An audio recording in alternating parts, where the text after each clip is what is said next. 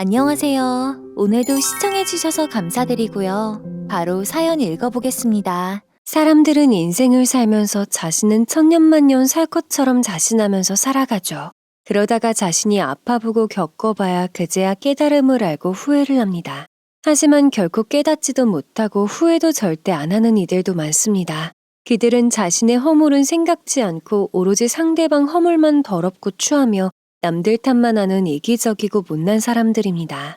저의 시부모님이 그런 사람들이었어요. 자신들에게 이용 가치가 없으면 업신여기고 보석 같은 가치를 가진 귀한 사람을 알아보지 못하는 눈먼 사람들이었습니다. 썰려인 저는 이쁜 무지개 종이약에서 희망과 미소를 떠올리며 사연을 전해드립니다. 다 너 때문이야. 네 시아버지가 저리 된 것도, 내 아들이 이리 된 것도 이 집안에 네가 들어오고부터 이 모양 이 꼴이라고. 이 말은 모든 탓을 여린 동서에게 퍼붓는 비겁한 시모의 고함 소리입니다. 안녕하세요. 40대 초반의 주부입니다. 작년까지만 해도 제게는 꽃같이 어여쁜 동서가 있었습니다. 동서가 보석 같은 이들을 남겨주고 갔기에 더 열심히 후회하지 않도록 오늘도 최선을 다해 사랑하며 살아가고 있습니다. 그래야 먼 훗날 만나게 되면 나 약속 지키며 잘 살다 왔지? 하고 웃는 얼굴로 만날 수 있을 테니까요. 제가 사랑했던 귀한 사람이었던 동서와의 추억과 사연을 이야기해 보려고 합니다. 저와 남편은 작은 건축 리모델링 회사를 운영하고 있습니다. 시댁은 회계사이신 시아버지, 전업주부인 시모, 저와 나이가 같은 결혼한 시누이와 6살이 어린 시동생이 있습니다. 시부모와 시누이는 배경을 보고 사람을 평가하는 사람들이었고 자신들보다 약자인 사람들을 업신여기는 불량한 인격의 소유자들이었죠. 남편은 많은 거래처 사장님들을 상대해야 하고 현장 인보들도 능수능란하게 지휘해야 했기 때문에 융통성도 있고 세심한 성격의 정도 많았습니다. 연애할 때는 시부모님 영향을 많이 받아 그런 줄 알았었죠. 하지만 남편만 빼고는 모두 삐뚤어진 인성을 가진 사람들이었고 시동생은 나약한 사람이었어요. 결혼 후 시아버지는 제 친정아버지의 인맥을 통해 일감 몰아주기 등 자신의 물욕을 채우려고 했어요. 자신의 능력으로 회계사무실을 운영하는 것이 아니라 주위의 힘과 권력을 이용하는 기회주의자였고 남의 돈을 탐내는 비열한 구두쇠였습니다. 세아가, 요즘 너도 나도 다 세무사를 한답시고 사무실을 차리니 예전처럼 좋지가 않구나. 이 계통이 다 지인들 통해서 일이 이어지고 사돈댁도 맡겨만 주면 잘 해드릴 테니 맡기시고 소개도 많이 해달라고 하렴. 친정은 예전부터 관리 잘해주시는 세무사님이 계신 걸로 알고 있어요. 친정아버지께서 워낙 꼼꼼하셔서 잘 운영하고 계신데 이런 일로 말씀드리기가 좀 그래요. 또 사돈지간인데 장보를 맡긴다는 것이 서로 불편할 것 같아 안 되겠어요.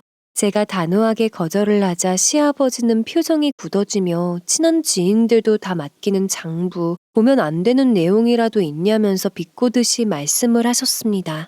오히려 자신이 더 신경 써서 투명하고 세금 절세도 잘 해줄 수 있다는 말로 설득을 하셨지만 그래도 불편할 것 같다는 말로 다시 거절을 했고 서로 불편한 일은 만들지 말자면서 남편까지 거들고 나서야 그제 헛기침을 하시면서 물러나셨어요. 시아버지는 자기 앞길 똑부러지게 하는 남편의 말에는 어느 정도 들어주시는 편이었거든요.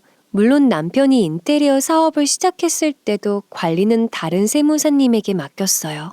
그 사실에 시아버지가 남의 밥그릇을 챙겨주면 어떡하냐고 버럭 화를 내셨었죠. 하지만 저희들 재산 사정이나 회사 경영 상태를 시아버님에게 보인다는 것을 남편은 무척 꺼려했습니다. 아버님이 회계사인데 다른 사람에게 맡길 필요가 있어?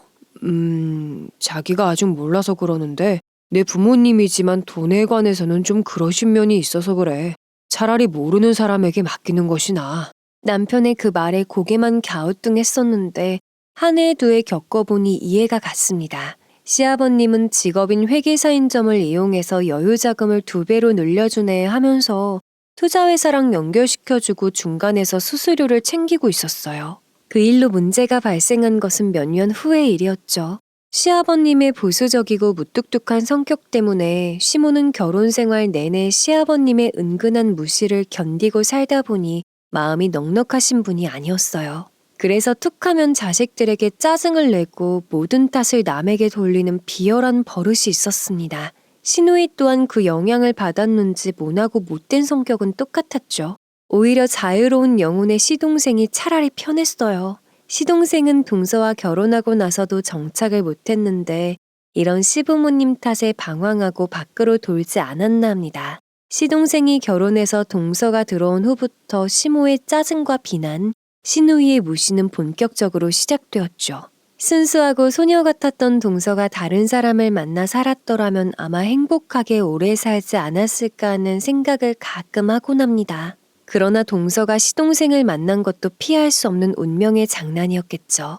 남편하고 6살이나 차이 나는 시동생은 무뚝뚝한 시아버님이 호통을 치셔도 시모가 짜증을 내어도 한 귀로 듣고 한 귀로 흘려버리는 한량 같은 사람이었죠.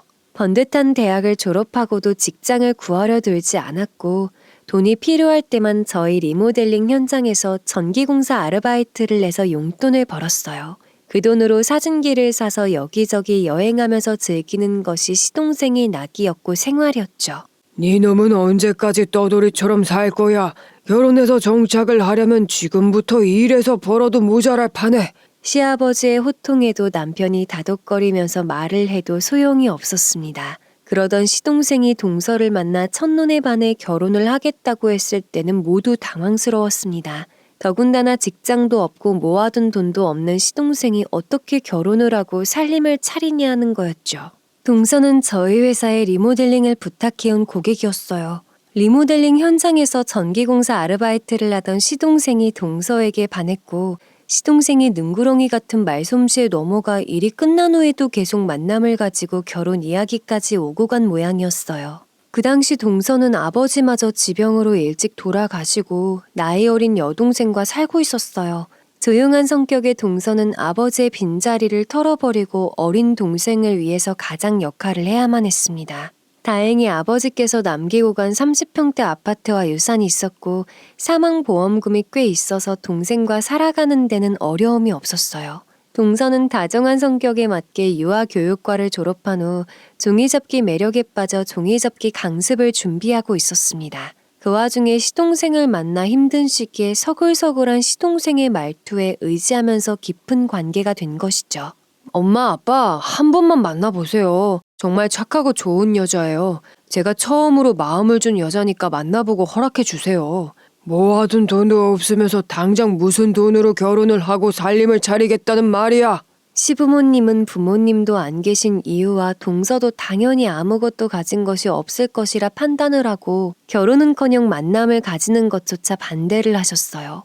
더구나 아직 고등학교도 졸업 못한 동생이 있다는 말에는 더욱 기겁을 하였습니다.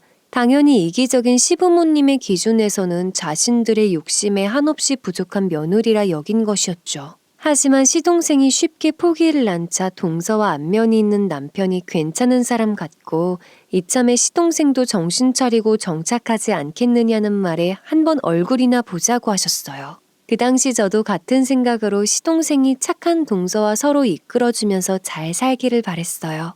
둘이 결혼을 하고 나서는 솔직히 후회했던 적도 많았었답니다. 신이 난 서방님은 주말에 동서를 집으로 데려와 인사를 시켰습니다. 야리야리한 체구의 동그랗고 하얀 얼굴, 동서는 사슴 같은 눈을 가진 사랑스러운 사람이었어요. 여자인 제가 봐도 막내 여동생 삼고 싶을 만큼 선하고 예쁘게 생겼죠. 하지만 시부모님의 기준에서는 체구도 가녀려서 약해 보인다는 둥, 부모도 없고 딸린 식구도 있어서 도련님 뒷바라지는 제대로 할 수 있겠냐는 둥, 꼬투리를 잡으셨습니다. 보통 여자가 남자 집에 첫 인사를 가면 남자 쪽 부모가 신혼집 준비나 살림살이 준비 등을 말하는데 시부모님은 반대로 부모도 없는 네가 뭘 해올 수 있겠냐는 식의 직설적인 표현으로 물으셨어요. 둘이 좋아하는 건 알겠는데 애가 아직 철이 없어서 직장도 없고 모아둔 돈도 없고 아가씨는 무슨 생각으로 애랑 결혼한다고 하는 거예요? 지금 당장 결혼한다는 건 아니고요. 형석 씨는 전문 자격증 있는 기술 인력이라 금방 취직은 할 수 있다고 했어요. 취직해서 잘하는 거 보고 결혼하겠다고 한 거예요. 그리고 만약에 결혼을 해도 집 걱정은 안 하셔도 돼요. 부모님이 물려주신 아파트가 있어서 거기에서 신혼살림을 차리면 됩니다. 동서에 물려받은 집이 있다는 말에 시부모님의 표정이 밝아지고 말투가 부드러워지셨어요. 그날 시부모님의 속물근성을 본 터라 제 막내 동생이었으면 뜯어 말리고 싶은 심정이었습니다. 아무튼 그날 서방님은 가족과 동서의 앞에서 당장 직장을 구하겠다고 큰 소리로 약속을 했고 동서는 그 모습에 웃으면서 돌아갔습니다. 집으로 돌아온 제가 솔직한 심정으로 말리고 싶다는 말을 하자 남편이 그러더군요. 나도 솔직히 소연 씨가 아깝다는 생각이 들어. 하지만 둘이 좋다고 하니까 소연 씨라면 저 녀석도 정신 차리고 살지 않을까 싶어서. 봐봐, 필요할 때만 일하는 녀석이 직장을 다니겠다고 하잖아. 팔은 안으로 굽는다고 했으니 남편은 어떻게 해서든 서방님을 사람으로 만들기 위해 잘 되었으면 좋겠다고 말을 했어요. 물론 저도 두 사람이 진심으로 행복해지기를 바랬죠. 서방님이 이때처럼 성실한 모습을 계속 보여주었더라면 동서는 아마 지금도 앞으로도 우리 곁에 웃는 얼굴로 있었을지도 모릅니다. 그 후로 서방님은 정말로 직장을 알아보고 여러 군데 면접을 보더니 꽤 이름난 회사의 전기안전관리자로 취직을 했습니다. 그리고 회사 생활을 시작한 지 1년여 정도 지났을 무렵 두 사람은 결혼을 하고 동서의 아파트에 신혼집을 꾸몄죠. 동서는 결혼해서도 종이접기 강습실을 운영했고 유치원, 치매센터, 장애인센터 등등 여러 곳에 출장 강습을 다니면서 부지런히 살았습니다. 가끔 사돈처녀가 동서를 보러 올 때면 저희 집에 함께 오기도 했었는데 동생이 없던 저한테는 모두 귀여운 동생 같았죠. 그 사이에 저는 임신을 해서 첫 아들을 낳았고 바깥 출입이 힘든 저를 위해 두 사람은 시간 날 때마다 들러서 말동무도 해주고 아이와 놀아주기도 하면서 친자매처럼 가까워졌어요. 이때부터 시모는 동서에게 서방님의 마음을 확실하게 잡으려면 빨리 아이를 낳아야 한다고 닥달을 했습니다. 그래야 남자들은 바깥으로 안 나간다고 하면서요. 어머님, 당분간은 동생도 아직 어리고 일도 더 하고 싶어요. 그이가 지금은 잘하고 있잖아요.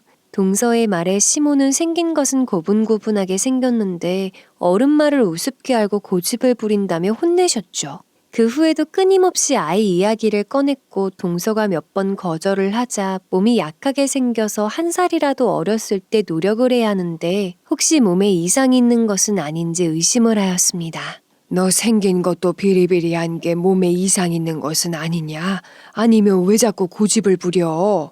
동서는 어렸을 때 신장이 안 좋아 치료받은 적은 있었어도 성인이 되고서는 큰 병을 알아본 적이 없이 건강하다고 했어요. 하지만 여전히 의심스러운 눈빛을 거두지 않는 어머님에게 딱 1년만 강습을 이 자리를 잡으면 아이를 갖겠다고 약속을 하고서야 잠잠해지셨습니다.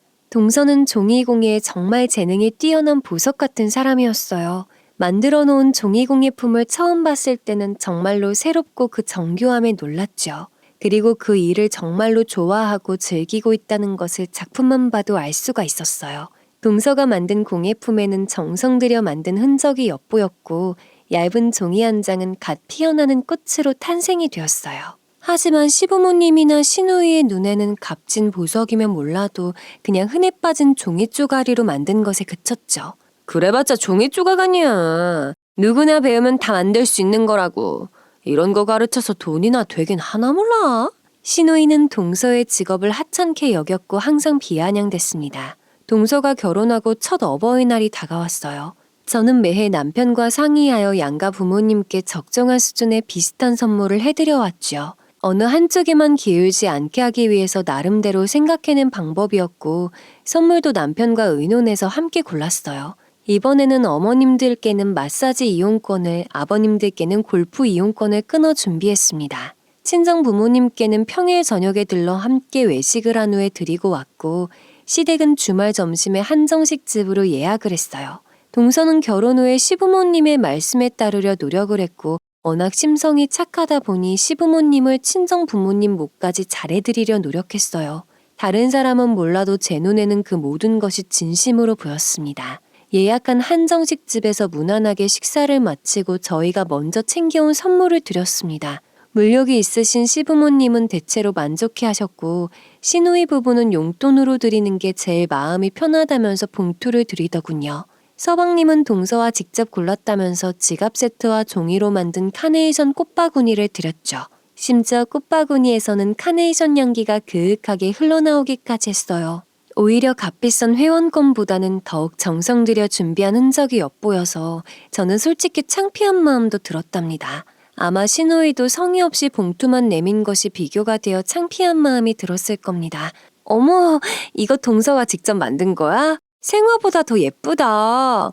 향기까지 좋아. 남편도 이건 작품이라며 감탄을 했고 시부모님도 향기까지 나오는 종이 꽃다발은 처음이셨는지 신기해하는 표정이셨죠. 모든 것이 못마땅해 보이는 신우이만 빈정거렸습니다. 그래봤자 종이 쪼가리인데 뭘 그렇게 호들갑들이야. 동서는 시부모님과 저희가 신기해하며 감탄을 하자 용기를 얻었는지 쇼핑백에서 다른 꽃바구니를 꺼내어 저와 신우이에게도 건네었습니다. 카네이션 꽃바구니보다는 작은 노란 수선화 꽃바구니였는데 정말 예뻤어요. 마찬가지로 바구니에서는 수선화 향이 퍼졌습니다.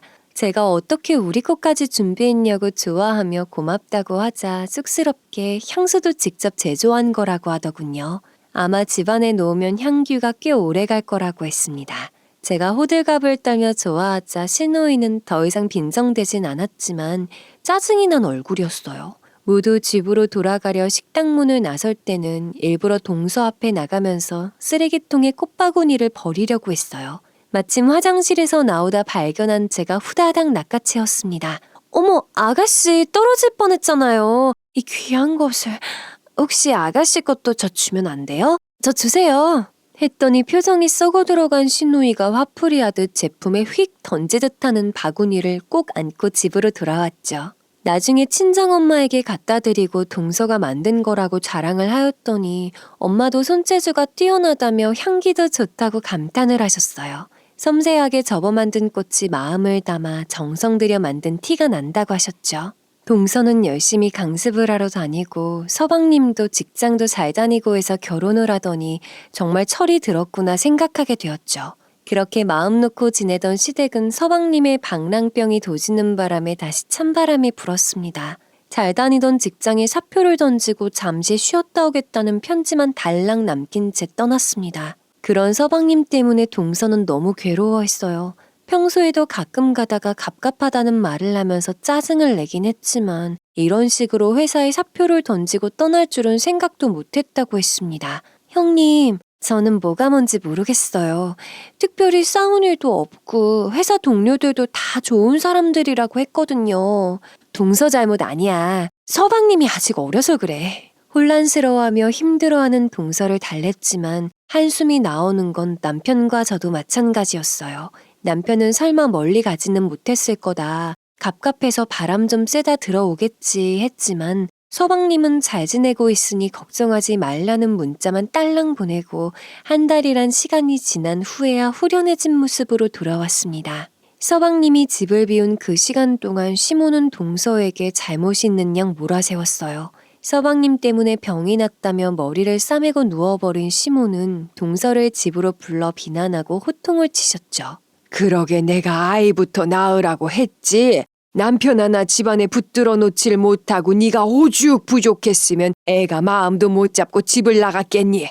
머리까지 싸매고 놓은 시모 앞에서 동서는 아무 말도 못하고 울고만 있었어요. 시모가 병이 났다는 연락에 남편과 저는 죽을 사들고 들렀다가 동서의 우는 모습을 보았네요. 남편이 한숨을 쉬며 그게 왜 재수씨의 잘못이냐며 괜한 트집 잡지 말라고 하자 시모는 더욱 흥분을 했고 이 상황인데도 저거 편을 두냐면서 소리를 질렀어요.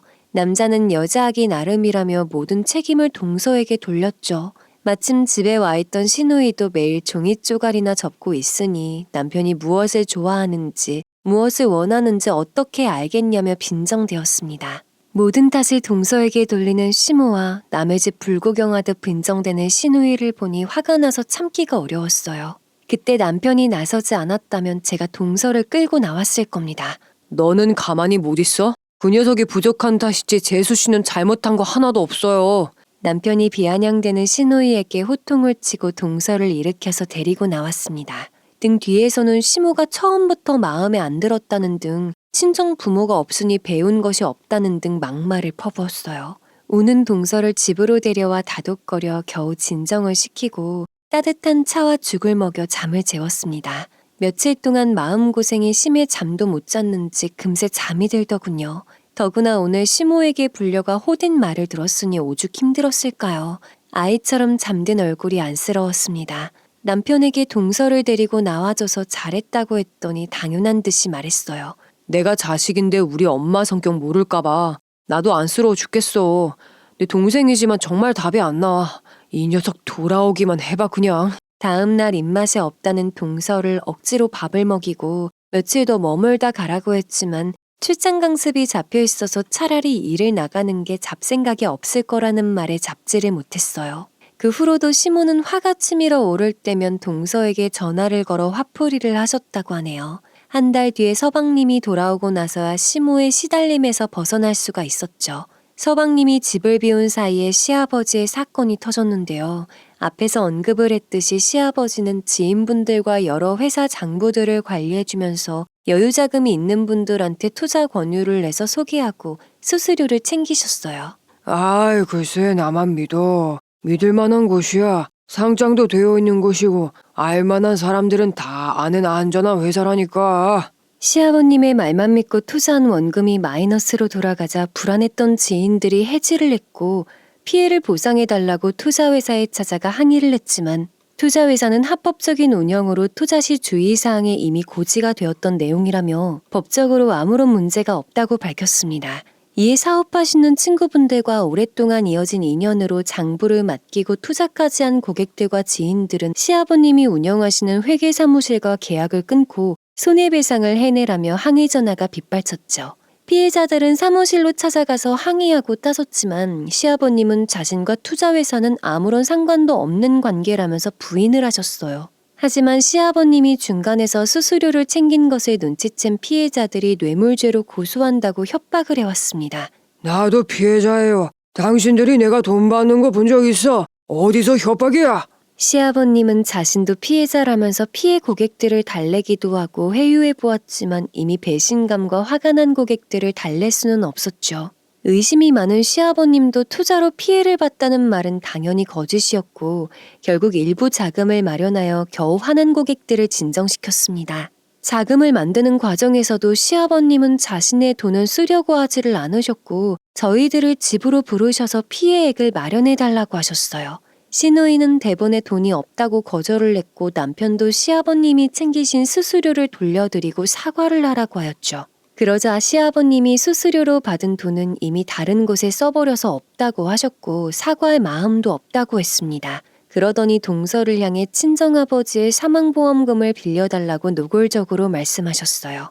아가, 그 돈은 지금 필요한 사람이 없잖니. 이 시애비부터 도와야 하지 않겠냐? 동서는 놀란 눈으로 당황해했고 저도 놀라서 동서를 막으며 말했어요. 아버님 이건 아닌 것 같습니다. 어떻게 그 돈을 달라고 하세요? 그 정도 돈은 아버님 능력이면 얼마든지 준비하실 수 있잖아요. 제가 흥분해서 안 된다고 동서를 감싸자 시모와 시누이는 왜 자기 돈 달라는 것도 아닌데 나서냐며 막아섰고 동서에게 강요하는 눈빛을 보냈어요. 동서가 그 돈은 동생 몫으로 마음대로 쓸 돈이 아니라고 거절을 하자 달라는 것도 아니고 빌리는 것도 안 되냐며 동서를 자꾸 압박했습니다. 보고 있는 제가 그 상황이 너무 화가 나서 동서를 일으켜 밖으로 끌고 나왔습니다. 뒤에서는 시아버지의 노한 목소리와 남편이 그만하라는 고함 소리가 들려왔습니다. 저 고얀 것 지금껏 이쁘다 해줬더니 어디 시애비가 말하는데 사람을 끌고 나가. 그만 좀 하세요. 정말 창피해서 정말 자식인 제가 생각해도 아버지가 심하셨어요.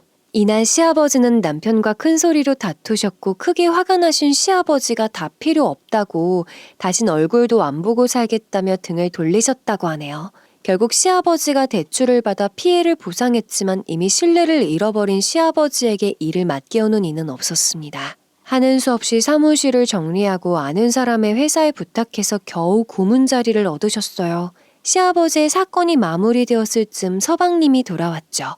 남편은 이 잡것을 정신 차리게 해야 한다며 복싱장으로 불러내어 킥을 날리고 강펀치를 날렸습니다. 코피가 터져 널브러져서는 잘못했다며 싹싹 비는 서방님에게 술을 사주면서 어르고 달랬다고 하네요. 잘하자. 재수씨 같은 사람이 어디 있어. 나중에 후회할 일은 만들지 말라고. 서방님이 돌아오자마자 시모는 동서에게 얼른 아이부터 낳으라고 또다시 잔소리를 시작했고 동서도 한 달 가출이 충격이었는지 순순히 임신 준비를 하고 노력을 했어요. 하지만 서방님으로 인한 마음고생과 시모가 주는 스트레스가 심했는지 임신은 안 되고 몸에 열이 나면서 자주 아프기 시작했습니다. 서방님은 남편의 리모델링 현장에서 일을 하고 있었기에 육아로 일을 쉬고 있던 제가 친정엄마에게 아이를 맡기고 동서를 데리고 병원에 갔습니다. 병원에서는 몇 가지 검사를 하더니 급성 신우신염 때문에 염증 수치가 높아 열이 나는 거라며 입원 치료를 받으라고 했죠. 일단 서방님에게 연락하고 입원 절차를 밟아 동서를 입원시켰어요. 필요한 용품은 집에서 챙겨서 오라고 했죠. 서방님과 남편이 놀래서 병원으로 왔고 시모님에게도 알려야 할 것 같아 남편이 전화를 걸어 알렸어요. 시모는 젊은 애가 무슨 병원 갈 일도 없을 텐데 입원까지 하냐며 놀라셨고 저녁에 병원에 오셔서는 못마땅한 표정으로 비수 같은 말로 상처를 주었죠. 아유, 처음부터 골골하게 생긴 게 얼마나 몸이 부실하면 입원까지 하니? 이래서 아이는 가질 수 있는 게야. 아픈 며느리 병문안에 와서 섭섭한 소리나 하는 시모를 이해할 수가 없었어요. 동서는 고개를 떨구었고 서방님이 한 소리하며 시모를 끌고 나갔습니다. 엄마, 사람 아파서 누워있는데 왜 그러세요? 이럴 거면 그냥 가세요. 동서, 어머님 원래 저러시잖아. 너무 상처받지 말고 얼른 치료받고 깨끗하게 나아서 퇴원하자. 저의 다독이는 말에 동서는 쓸쓸한 표정으로 한숨만 쉬었어요. 저희는 병실에서 동서와 좀 더 있다가 집으로 돌아왔고 병원에서 일주일간 입원 치료를 받은 동서는 퇴원 후 임신을 위해서 강습실도 문을 닫고 몸 관리에 들어갔습니다. 동서가 임신을 위해 강습까지 쉬면서 노력을 하는 동안에 서방님은 취직을 했지만 한 회사에 오래 다니지 못했어요. 더군다나 잠깐 벌어들인 수입의 일부를 들고 몰래 잠적했다 나타나는 버릇도 고치지를 못하고 있었죠. 뿐만 아니라 고가의 렌즈가 딸린 카메라를 구입해서 동서를 놀래는 일도 있었답니다. 그렇게 서로가 힘든 시간이 어영부영 1년을 훌쩍 넘어가고 있었습니다. 동서는 부쩍 우리 집에 와서 아이랑 놀아주는 재미에 홀딱 빠져 있었어요. 네 동서는 어쩜 저리 착하니. 손재주도 뛰어나고 이것 좀 봐라. 하나같이 예술작품이야. 얼굴도 곱고 손끝도 야무진 동서를 엄마는 무척 예뻐하셨어요. 우리 아이가 100일일 때 돌잔치를 할 때 친정엄마의 생신날에도 동서는 아낌없이 시간을 투자해서 정성스럽게 종이를 접어 꽃바구니를 선물했습니다. 그때 동서가 선물한 꽃바구니들은 지금도 거실 한 부분을 차지하고 있죠. 동서의 온기가 사라졌듯 향기도 사라진 지 오래되었지만요. 두 돌이 넘어가는 아들은 동서와 종이접기 놀이를 가장 좋아했어요. 그 시간만큼은 동서의 얼굴에서 웃음이 떠나질 않았죠. 저렇게 착한 동서에게도 어서 귀여운 천사가 찾아오기를 얼마나 소망했는지 모릅니다. 하지만 동서는 또다시 옆구리 통증과 발열 증세가 나타나 병원을 찾았습니다. 임신과 동시에 신우신염이 재발했다는 소식을 들었어요. 아이는 또 가지면 되잖아. 이런 몸으로 어떻게 아이를 낳아? 안 된다. 어떻게 생긴 핏줄인데 포기를 해? 포기하면 또 언제 소식이 올지도 모르는데. 서방님은 책임감은 약해도 모질지도 못한 성격이었죠. 그래도 동서를 먼저 생각하고 아이를 포기하라고 했고 시모는 아이만은 절대 포기 못한다며 낳아야 한다고 했습니다. 저 또한 동서가 얼마나 아이를 바라왔는지 알기에 안타까웠어요. 두 사람이 서로 고집을 부리며 대립하자 동서는 아이를 낳고 싶다며 입원 치료받으면 아이도 산모도 모두 괜찮다고 서방님을 설득을 했어요. 신우신염은 임산부들에게도 잘 걸리는 질병이에요. 위험하긴 하지만 치료 잘 받으시면 산모나 태아 모두 건강할 수 있어요. 서방님은 의사 선생님과 상담을 했고 임산부도 항생제를 맞을 수 있고 치료받으면 아기도 건강하게 출산할 수 있다는 말에 겨우 허락을 하였어요. 하지만 이 결정이 서방님에게 영원한 상처와 후회로 남을 줄은 그때 당시엔 몰랐겠죠. 보석 같은 아이를 얻었지만 동서의 건강이 급격하게 나빠졌으니까요. 의사 선생님 말씀대로 신우신염은 여자들에게 잘 생기는 흔한 염증 질환이라는 것을 저도 그때 알았습니다. 하지만 혈행성 전파로 인한 감염은 선천적으로 신장이 약하거나 면역력이 약한 동서 같은 사람에게는 여러 합병증이 생길 수 있어 치명적일 수 있고 때론 빠르게 폐혈증으로 이어져 죽음으로 연결될 수도 있는 무서운 병이라는 것을 나중에 알았죠. 어쨌든 동서는 임신 기간에 입덧과 염증 치료 때문에 상당히 힘들고 버거운 환경 속에서도 잘 버텨주었습니다. 동서, 많이 힘들지. 먹는 것도 잘 못 먹는데 어떻게 버티니? 옆에서 안쓰러워하는 저를 보고 친정엄마는 현미를 볶아 곱게 갈아 죽을 만들어 주셨어요. 그나마 동서가 소화가 잘 된다며 유일하게 잘 먹었었던 음식이었죠. 남편은 신장에 좋다며 한겨울에도 딸기와 수박을 구해와서 먹였고 동서는 고마워하며 웃으면서 먹고 버텼습니다. 그 작은 체구에서 어떻게 그런 용기와 생명력으로 버텼는지 그만큼 동서의 의지와 신념이 강했기 때문이었겠죠.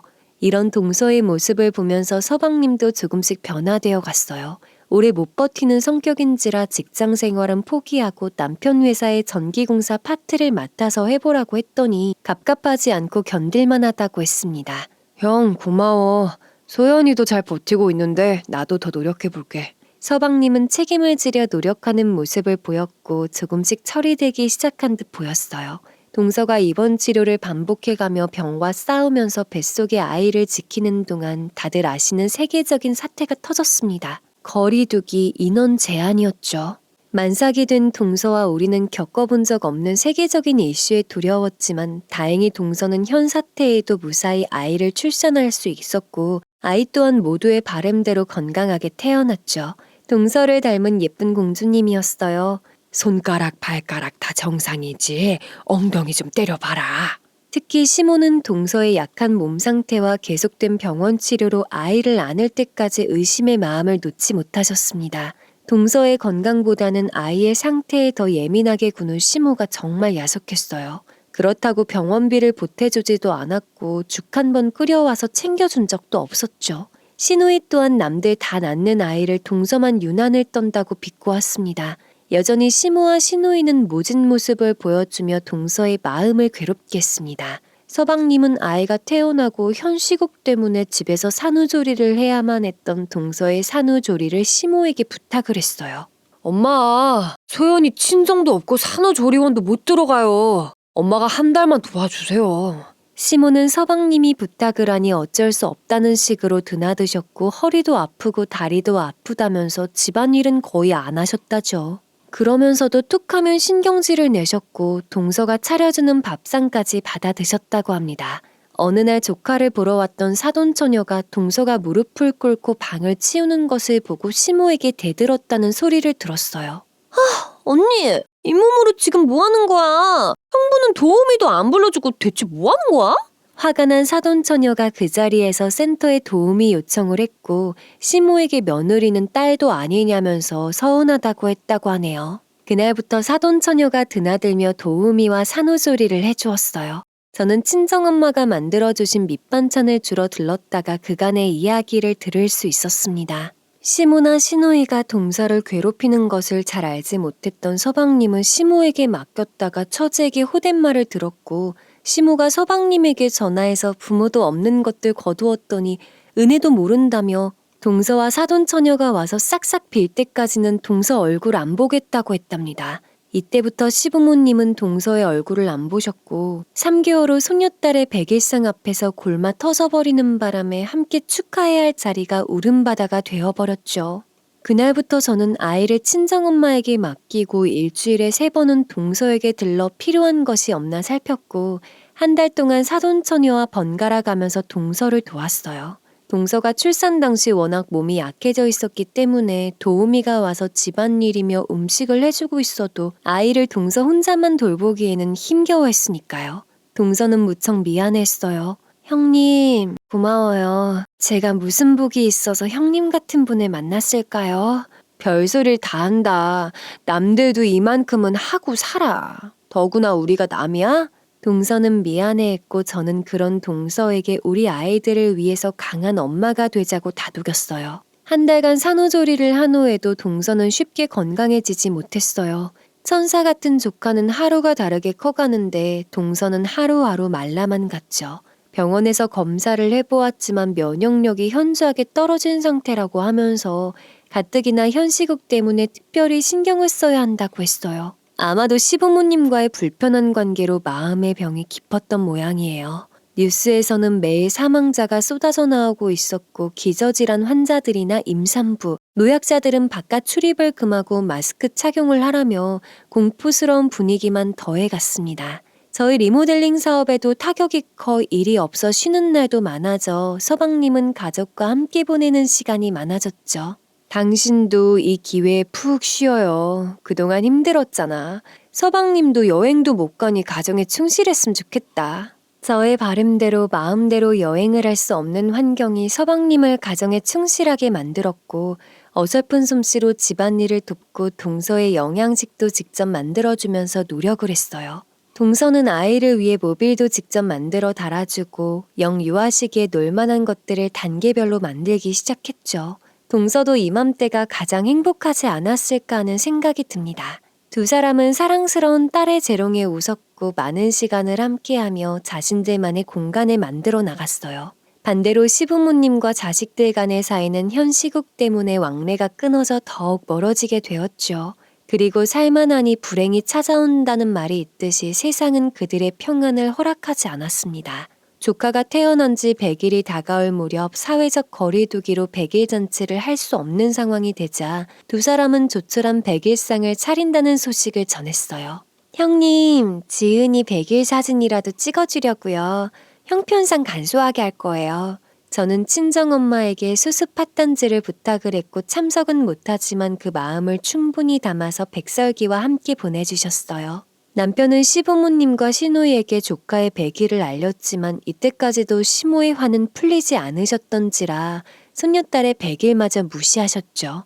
남편은 조카의 100일로 인해 가족의 화해를 바라는 마음으로 시부모님을 모시러 갔어요. 두 분 얼른 일어나세요. 막내가 기다린단 말이에요. 가셔서 손녀딸 재롱도 보시고 축하도 해주세요. 네? 겨우 남편에게 이끌려 못 이기는 척 오신 시부모님과 시누이는 예쁜 손녀의 얼굴을 보고도 굳은 표정을 풀지 않으셨고 뻣뻣한 태도로 동서와 사돈처녀를 무시했어요. 어색한 분위기를 살리고자 저희는 부지런히 동서와 백일상을 준비했죠. 백일상에는 동서가 곱게 만든 꽃바구니로 장식을 했고 친정엄마가 만들어주신 수수 팥단지와 백설기, 과일 등을 차려놓았더니 그럴듯한 백일상이 만들어졌어요. 하얀 드레스를 입힌 조카를 안고 사진을 찍고 어색해하는 시부모님의 품에 안겨있는 사진도 찍었죠. 한참을 사진을 찍고 조카가 재롱을 피우는 동안에도 시부모님은 여전히 굳은 표정이셨어요. 100일 사진을 대충 찍고 어수선한 분위기가 가라앉자 미역국을 비롯한 조촐한 100일상을 차리고 온 가족이 마주 앉았습니다. 그제야 겨우 시모가 입을 열었어요. 그네가 부탁해서 오긴 왔다만 이제라도 잘못했다고 하면 받아주마. 끝내 사과를 받겠다는 시모의 말에 분위기는 급속히 냉랭해졌고 작정을 하신 듯이 설교를 시작하셨습니다. 그러자 서방님이 어떻게든 어물쩍 넘어가려 시모를 달랬어요. 엄마, 좋은 날 왜 그러세요? 이왕 오셨으니까 그냥 넘어가 주세요. 봐요, 우리 딸 정말 많이 크지 않았어요? 네가 그렇게 물러터지니까 네 처도 사돈 처녀도 우리 집안을 우습게 보는 것이야. 서방님의 말에 시모는 더욱 화를 내셨고 동서와 사돈 처녀를 향해 부모 자식 간 사이를 이간질을 한다는 등 부모 없는 티를 낸다는 등 모진 말로 비난하셨어요. 동서의 얼굴은 울상이 되었고 사돈 처녀 또한 벌겋게 달아오른 얼굴이 터지기 일보 직전이었습니다. 동서가 힘겹게 죄송하다는 말을 꺼내자 사돈 처녀가 참지 못하고 시모의 말에 따졌어요. 아직까지 이 집에서 우리 언니한테 이렇게 했어요? 우리 언니가 뭘 그렇게 잘못했어요? 부모님이 일찍 돌아가신 것도 죄인가요? 아무것도 없는 형부랑 결혼하고 언니 집에서 살림하고 그러는 사돈 어른들은 무얼 해주셨는데요? 야, 머리에 피도 안 마른 게 어디서 말대꾸야? 그래, 이래서 부모 없는 티가 난다는 게야. 어디서 어른이 말을 하는데 버릇없이 대들기는. 시모와 시누이가 합세해서 사돈처녀를 야단치자 동서가 사돈처녀를 감싸면서 시누이에게 왜 반말을 하냐며 소리를 질렀어요. 저는 조카가 놀랄까봐 두 개를 꼭 틀어막고 방으로 피신을 했고 시부모님과 시누이가 동서와 사돈처녀를 야단치고 비난하는 모습을 처음 목격한 서방님은 믿을 수 없다는 듯 경악한 표정이었죠. 가족의 화해를 바랬던 남편마저 망연자실한 모습이었습니다. 분이 풀리지 않은 시모가 동서 머리채까지 잡아채면서 분위기는 더욱 험악해졌어요.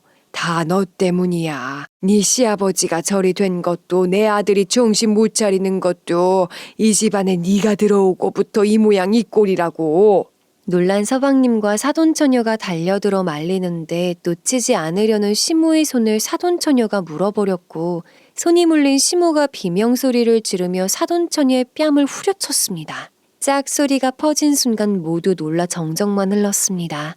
동서를 감싸는 서방님이 울먹이며 모두 그만하고 돌아가라고 애원을 했어요.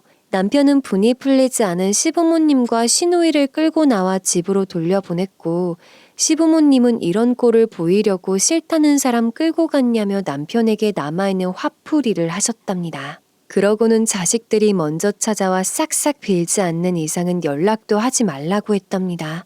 집안에는 엉망이 된 백일상과 사돈처녀를 부둥켜 안고 우는 동서의 서러운 울음소리만 들렸죠. 서방님은 동서를 달랬지만 쉽게 멈추지를 않자 안절부절하다가 엉망이 된 집안을 치우기 시작했어요. 저는 겨우 잠이 든 조카를 방에 눕히고 나와 동서와 사돈처녀에게 따뜻한 차를 타주면서 진정을 시키며 다독였어요. 다시 돌아온 남편이 한숨을 쉬면서 모두에게 사과를 하였습니다. 막내야, 재수씨, 미안해요. 제가 대신 사과할게요. 다친 곳은 없어요? 가족끼리 더 후회하기 전에 화해하는 자리를 마련하고 싶었는데, 일이 더 커져버렸어요.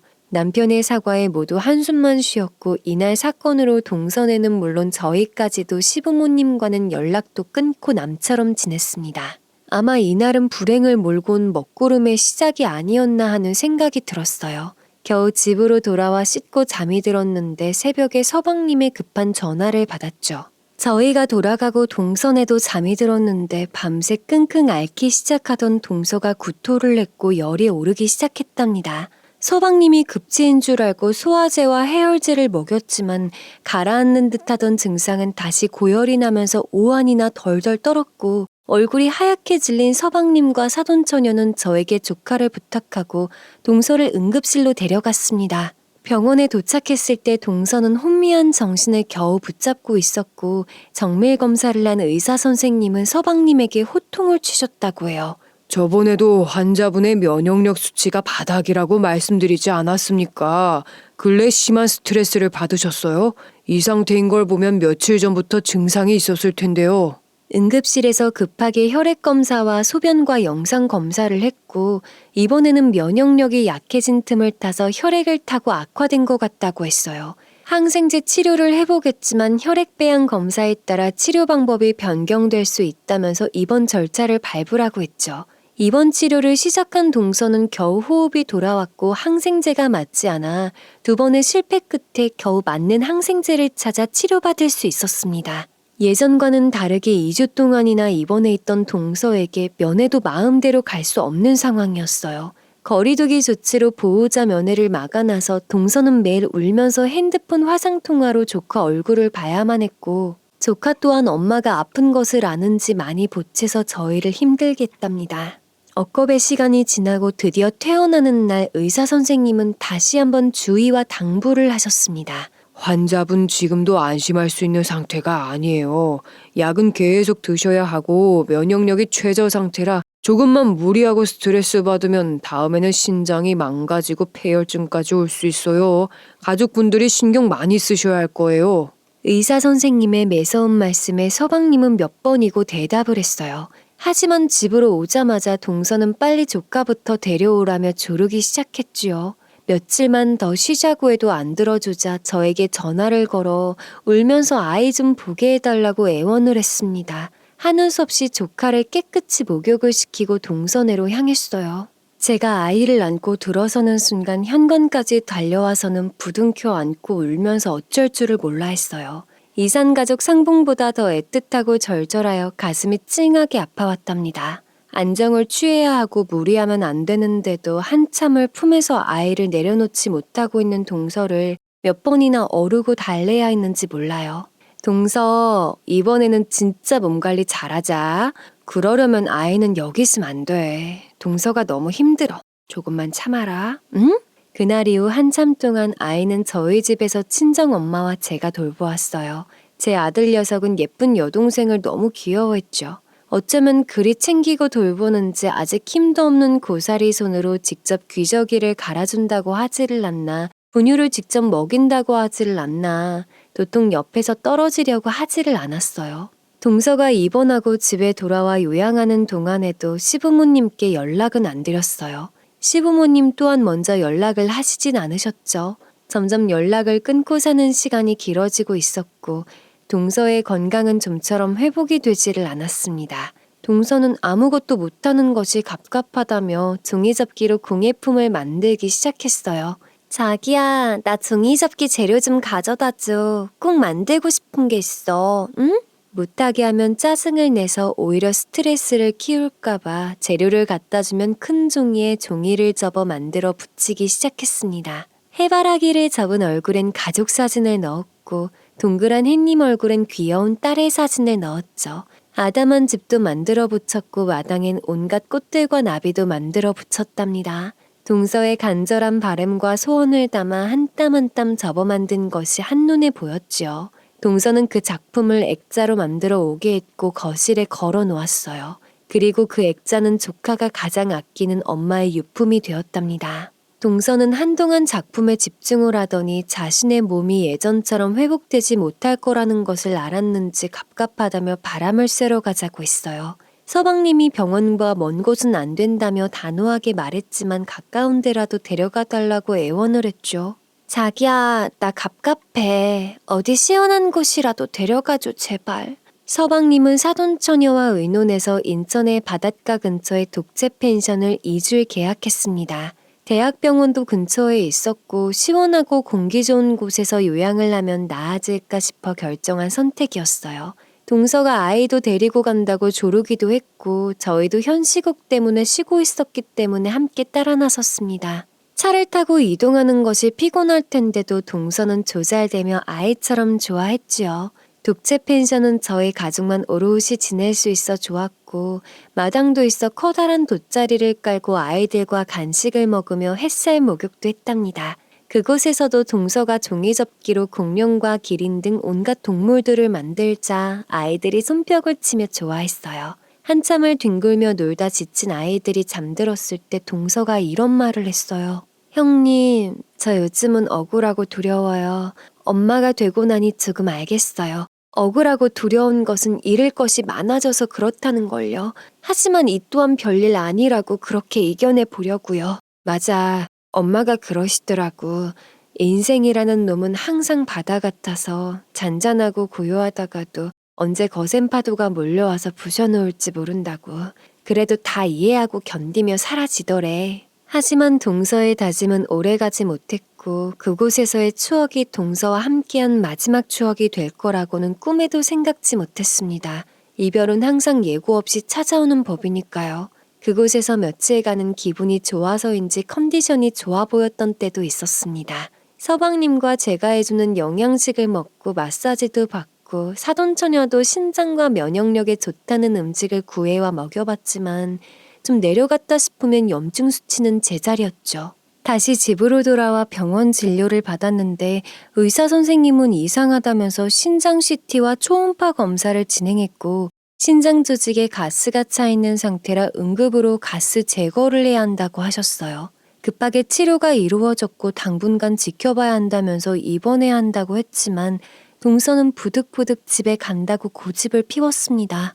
조금이라도 악화되면 빠른 시간 내에 병원으로 와야 한다는 의사 선생님의 말에 약속을 하고 돌아왔죠. 마치 마지막을 준비해야 한다는 것을 알았던 것처럼요. 집으로 돌아온 동서는 딸아이를 보게 해달라고 했고 모두의 만류를 뒤로하고 딸아이를 직접 목욕시키고 품 안에 꼭 안고 잠이 들었습니다. 다음날 다시 제가 아이를 데리러 갔을 때 동서가 방으로 저를 불러 보따리에 싼 무엇인가를 주며 말했어요. 형님, 혹시 몰라서 맡기는 거예요. 우리 지은이 크면 형님이 전해주세요. 엄마가 진짜 많이 사랑한다고. 그리고 이 편지는 시부모님한테 전해주시고요. 내 동생 결혼할 때 형님이 엄마 대신 안자만 주세요. 죄송해요. 이런 부탁드려서. 믿을 만한 사람이 형님밖에 없어서. 마치 마지막을 준비하는 사람처럼 이야기하는 동서를 도저히 바라볼 수가 없어서 다가가 동서를 두 팔 가득 안아주며 제 마음을 전했죠. 무슨 소리 하는 거야? 나 동서가 내 동서라는 게 너무 좋았어. 손재주도 좋고 따뜻하고 동서보다는 내 동생처럼 생각하고 살았어. 동서가 만들어준 꽃다발도 고마웠고 동서와 함께 했던 순간이 항상 즐거웠어. 이건 내가 잠시 맡아놓고 있을게. 다시 건강해져서 우리 천사들 보면서 꼬부랑 할머니 될 때까지 열심히 살자. 우리 엄마잖아. 마음 약한 소리 하지 말고 힘을 내자. 응? 고개를 끄덕이는 동서에게 세상에서 가장 강한 존재는 엄마이며 인생이란 놈은 뒤통수를 치듯 고통을 주며 실험을 하지만 우리 엄마들은 항상 별일 아니라고 꿋꿋이 이겨내고 버텼다고 저희 몇 마디의 말이 동서에게 힘이 되기를 진심으로 바라면서 동서가 맡긴 것을 안고 조카를 데리고 집으로 돌아왔습니다. 그러나 동서는 며칠을 넘기지 못하고 다시 통증과 발열이 시작되면서 팔에 마비까지 와버렸어요. 진행이 빠르게 되어 구급차를 불러 병원으로 향했지만 이미 폐혈증 쇼크가 온 상태라고 했습니다. 폐혈증이란 말에 사돈처녀는 울음을 터뜨렸고 의료진은 다급하게 동서를 치료를 하기 위해 중환자실로 옮겼어요. 중환자실에는 보호자가 들어갈 수가 없어 두 사람은 발을 동동 구르며 긴 시간을 견딜 수밖에 없었고 남편과 저도 집에서 애타게 소식만 기다릴 수밖에 없었죠. 두 아이들을 친정엄마가 도와주셔서 목욕과 이유식을 먹이고 놀아주다가 낮잠을 재우고 나서야 한시름 돌리고 있는데 서방님이 전화해서 동서의 상태가 안 좋다는 소식을 전해왔어요. 덜컥 겁이 났고 손이 덜덜 떨려왔습니다. 서방님은 동서가 의식이 없다고 했고 중환자실에서 산소호흡기와 항생제와 약품 치료를 시작했지만 이미 신장의 상태가 안 좋고 괴사가 시작되었다며 오늘 밤부터가 고비라는 말을 했어요. 동서가 여린 몸으로 중환자실에서 사경을 헤매는 동안 중환자실 복도에서는 서방님과 사돈처녀가 간절한 기도를 하며 밤을 새우고 있었고 저희 또한 간절하게 빌고 또 빌었습니다. 거의 뜬 눈으로 지새우다 아침이 되자마자 엄마에게 아이들을 맡겨놓고 남편과 병원으로 향했어요. 중환자실 복도에서 사돈처녀를 보고 불렀는데 빨갛게 충혈된 눈으로 달려와 안기면서 오열을 했어요. 우리 언니 잘못되면 어떻게 해요? 왜 우리한테만 이런 일들이 생기냐고요. 초췌한 얼굴에 어린 몸이 마음의 고통을 이기지 못하고 떨려왔고 두 다리에는 서 있을 힘조차 남아있지 않은 듯 보였어요. 두 팔로 꼭 힘줘 안아주며 괜찮을 거다, 아니 괜찮아야 한다 하면서 쉼없이 다독이고 등을 쓸어주었습니다. 서방님은 하얗게 질린 얼굴로 초조한 듯 복도를 계속 맴돌았고 고통과 갑갑함에 시간이 지나고 오전 면회 시간이 되니 보호자를 부르기 시작했지요. 동서의 모습이 보이는 순간부터 눈물이 났어요. 동서는 산소호흡기를 끼고도 호흡이 불안정하고 버거워 보였고 팔에 링거를 주렁주렁 매달고 색색거리고 있었습니다. 어제와는 다르게 몸에 여기저기 거무스름하게 변해 있는 부분도 보여 가슴이 찢어지게 아파졌어요. 사돈처녀는 가슴을 부여잡고 울음을 억누르고 동서를 불렀어요. 언니, 눈 좀 떠봐, 제발. 하고 속삭였고 제 마음은 이렇게 아픈 동서를 위해 아무것도 해줄 수 없는 현실이 너무 고통스러웠어요. 포기하지 말라고, 절대 약해지면 안 된다고 차가운 손등을 쓰다듬으며 주문을 외웠습니다. 저의 간절한 바람을 들었던 걸까요? 동서의 눈이 힘겹게 뜨였어요. 하고 싶은 말이 많은 듯 메마른 입을 더듬거리며 웅얼거렸어요. 귀를 바짝 대고 한마디도 놓치지 않으려 했죠. 형님, 우리 지은이 좀 부탁해요. 죄송해요. 형님밖에는. 지은이 크면 작은 방에, 상자 안에. 동서는 하고 싶은 말을 다 전하지 못하고 다시 정신을 잃었죠. 급하게 면회를 종료시킨 간호사는 비상벨을 누르며 의사 선생님을 불렀습니다.